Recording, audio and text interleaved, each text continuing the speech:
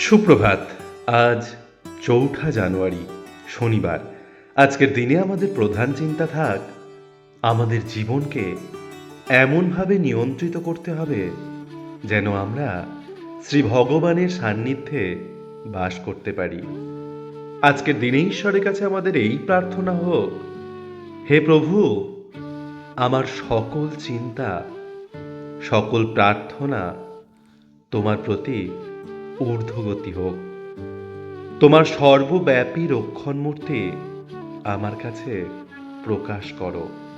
তুমি সকল আশীর্বাদের মূর্ত প্রতীক। আমার জীবনকে তুমি পবিত্রতা ও শান্তিতে পূর্ণ করো। এ জীবন সফল এবং সর্বোত্তভাবে তোমার সেবায় নিবেদিত হোক। আজকের দিনটি আপনাদের খুব ভালো কাটুক।